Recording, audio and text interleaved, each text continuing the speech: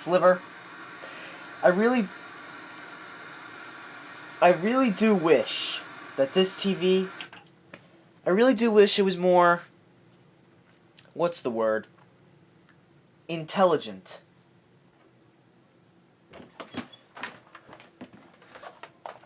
Stop right there. This is sort of, you guys can agree with this, it's sort of awkward. Sliver, he is not the real me.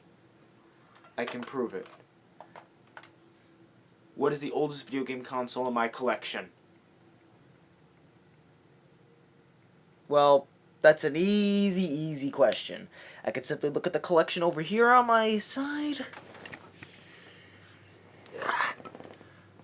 See, there's like a GameCube and whatnot. There's stuff below it as well. That's an easy question to answer, my friend. The oldest console that I have in my collection is the NES.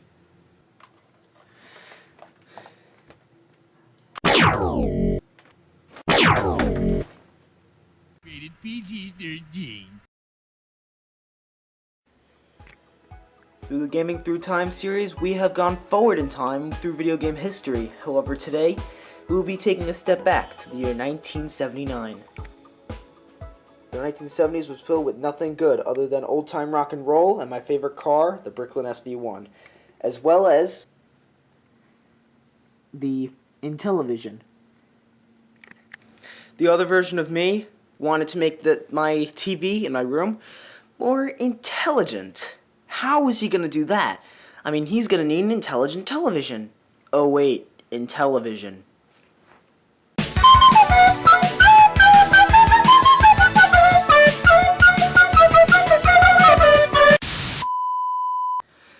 If you guys were on my old channel, Future is Trekking, this setup right here will seem a little bit familiar, because I did my Game Boy review like this.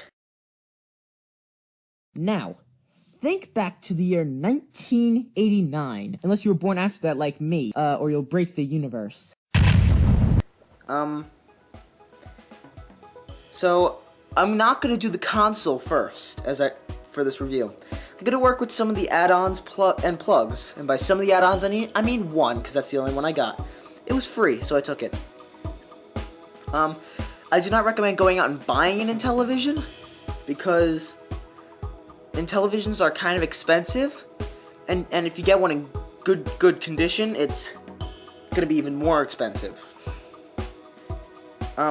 Mine was supposed to be $50, but the second controller was for the Intelevision 2, and that one didn't work, and the guy tried modifying the plug, and accidentally broke it, so he took $10 off. It's pretty cool. The guy was really nice. The place they sold the stuff from, they test the games. They in fact tested the Intelevision there, and he even cleaned off one of the games that I said wasn't working on the console. So that was really nice. It's a really big and really good addition to my collection, and it is really big. First, let's start with something. The power plug is built into the console, so I can't show you that. So let us look at the thing that makes it sort of work. This looks like an audio AV cable for like composite video or audio. And in a way, I did think that's what it was. But the Atari 2600 and the ColecoVision and the Fairchild Channel F use something that is very similar to this. You cannot attach it to a modern television or even the television I have in my room. So this can't make my television intelligent, but it can, with something that Lord Carnage from Classic Game Room himself recommended, a small little object that looks like this. This is a very simple and cheap thing. It was included with my Intelevision. You plug one end of this sort of AV cable thing into the Intelevision, and you take the other end, plug it in there, and there's a little coaxial at the end. You just screw that into your television. It's a really neat thing. Back in the 60s and 70s, well, not 60s, back in the 70s and 80s, you would need a switch box in order for that to work with a coaxial television.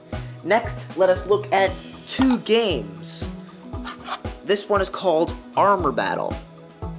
It's kind of like Combat, only it's 400 billion times better.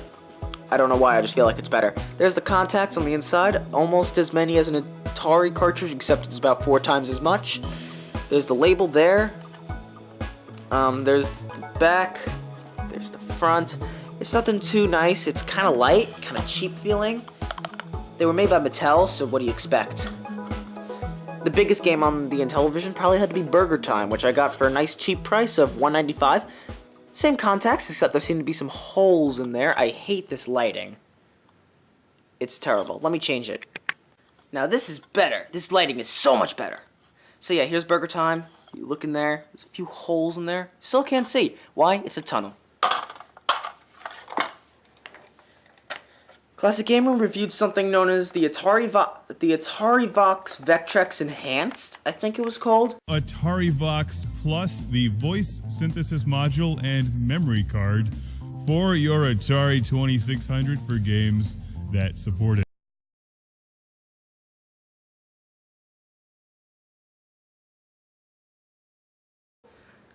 Which made your Atari speak to you with a few games. And this was Intelevision's version called the IntelliVoice, voice synthesis module. You have a volume slider, or whatever you call it here. Both the games I have don't work with this, because they're not the games that speak to you.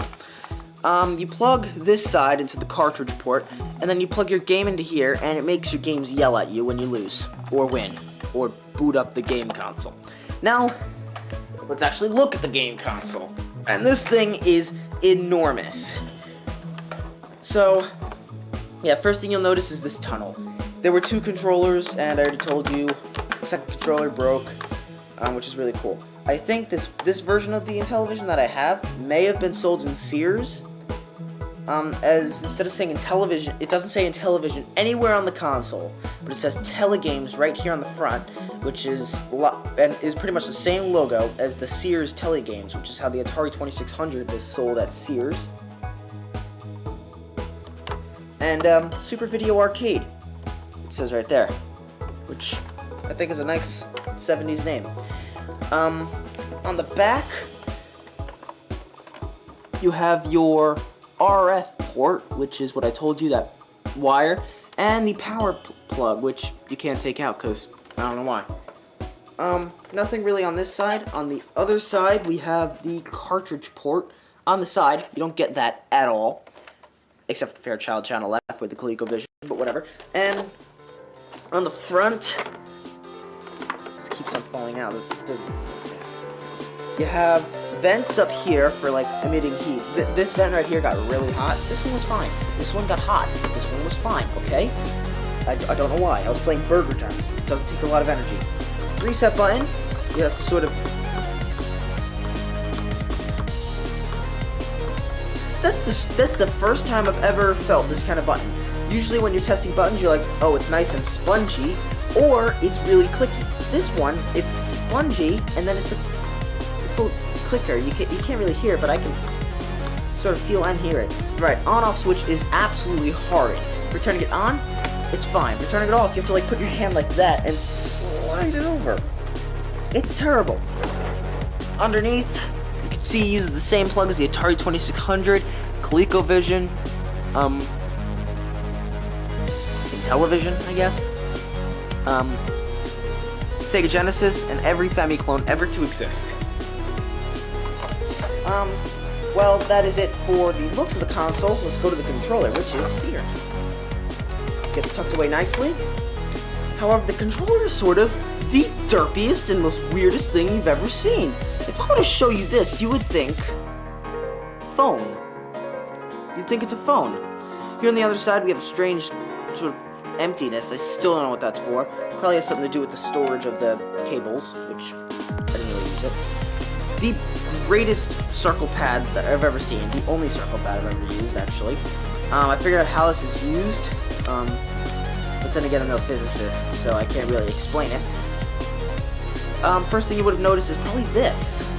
These keypads. You may think it's just too many buttons to use, but it works perfectly. Like for Armor Battle,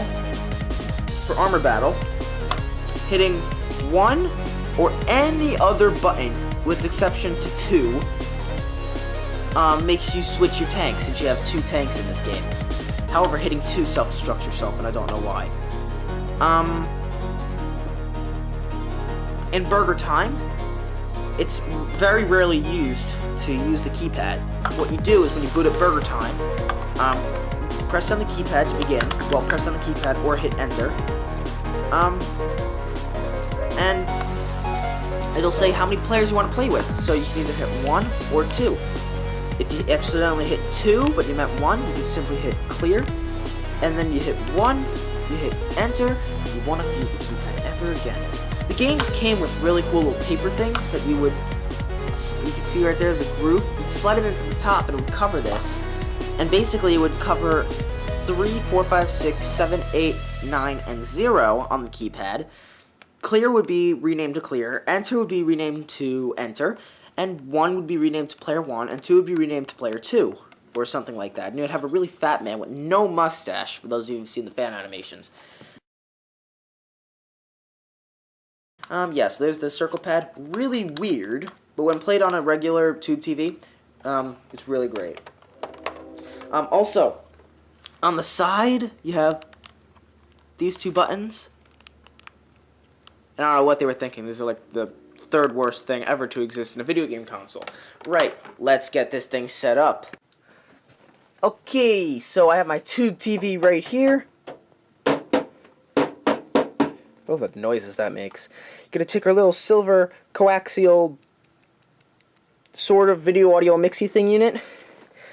Plug it into the... It doesn't matter what order you do this. You could either plug it into the coaxial first, or you could plug it into the wire first and then plug it into the coaxial.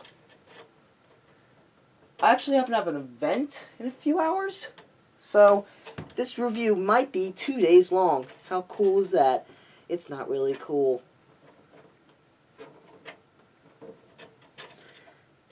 It's a real pain in the butt, that's for sure.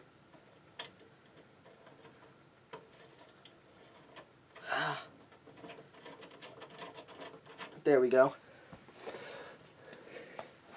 Take the plug, just plug it in there. Then plug the other end into the back of your Intelevision. This is, of course, if you have one that isn't broken. I'm gonna get into my bed, which is just next to it. And I have a plug over here. Oh wait, no, hold on. I have an extension cable.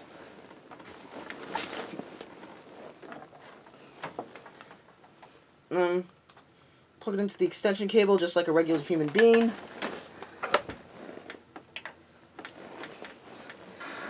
On the bottom is, I forgot to show you, but on the bottom is a switch to change it from channel 3 to channel 4. I'm going to set mine to channel 3. And we're going to use Armor Battle first, because that one's the shortest since I don't actually have the second controller. So you're just going to plug it into the side. You're also going to want to take your controller. Mine wasn't plugged in. And just plug it in using the 9-pin connector. I should turn that off. Using the 9-pin connector like an Atari 2600. Ugh. The game console, however, has a tighter fit for a 9-pin connector than my Sega Genesis. There we go. Now, turn the thing on, and set it to channel 3.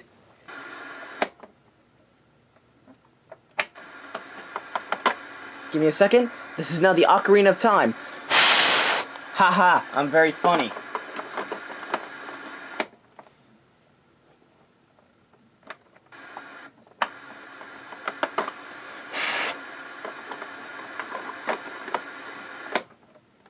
There we go. Copyright at 1978. This was 1978. I thought it was 1979. Whatever. It was made by Mattel. Armor Battle. A bunch of weird colors. Right. Hit the circle pad.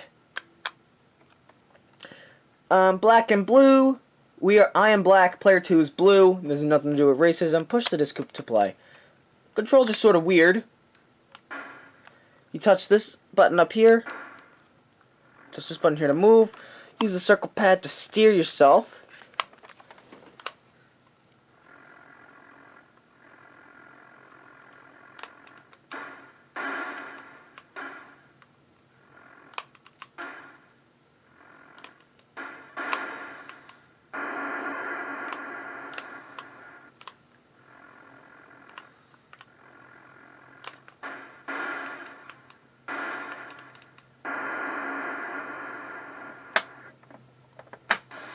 And that was Armor Battle.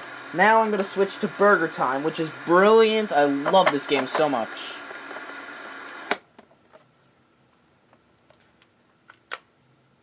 Hit the 1 right there. See? Clear. So, player 1 or player 2? Player 1 I want. Enter.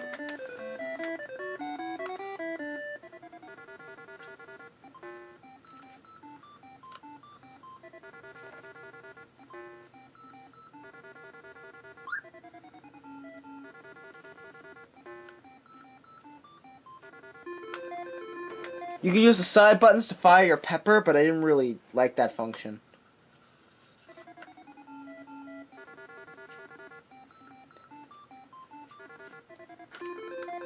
Oh, I thought I used my pepper. Oh well, it's the controller's fault, as Classic Gamer would say.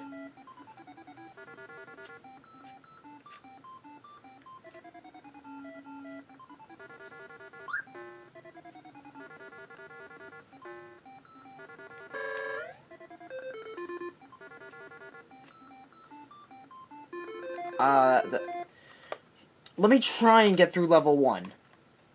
There's not really a lot to talk about when it comes to the Intelevision. I mean, it was invented before there were graphics.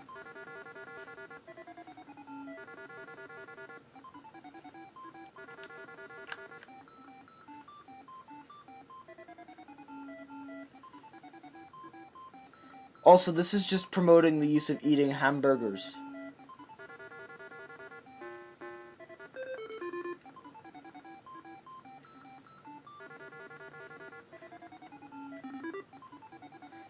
Collecting the french fries and condiments and whatnot.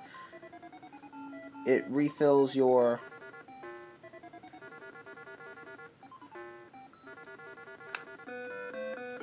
that is... There were also versions of Donkey Kong released on this.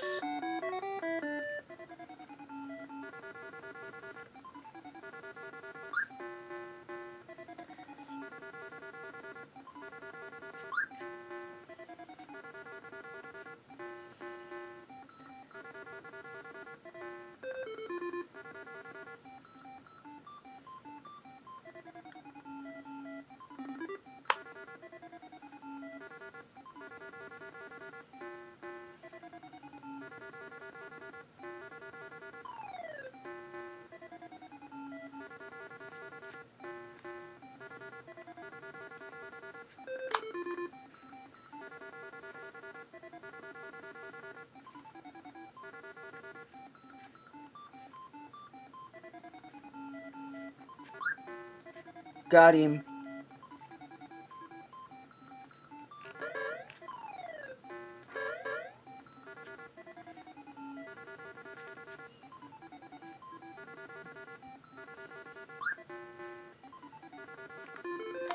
And I have one more life left. Let's see if I can win.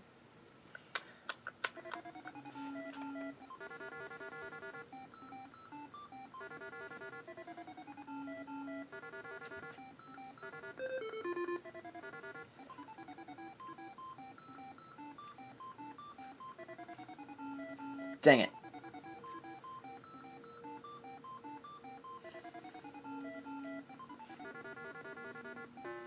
This is it. That is level 2. Let's see how far I can get with level 3.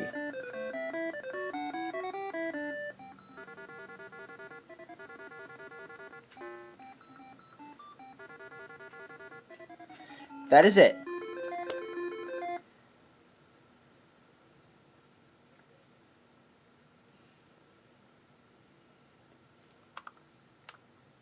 Well, that was the Intelevision. And let me try. I'm going to turn the console off. So basically, it's just got some beeps and boops. But I'm going to try plugging this in with Burger Time. So, plug Burger Time in there. It's upside down. It's a really tight fit. There we go. Plug it into the ColecoVision. Turn it on. Blow into the cartridge. Put it back in. Turn it on. Burger Time.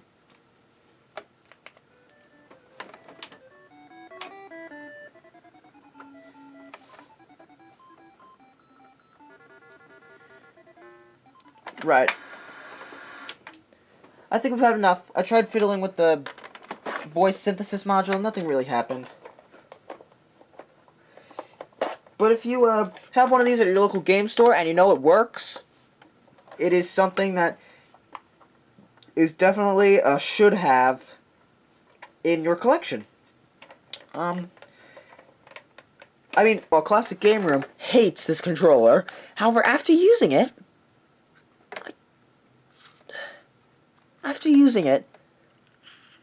I can't seem to figure out why.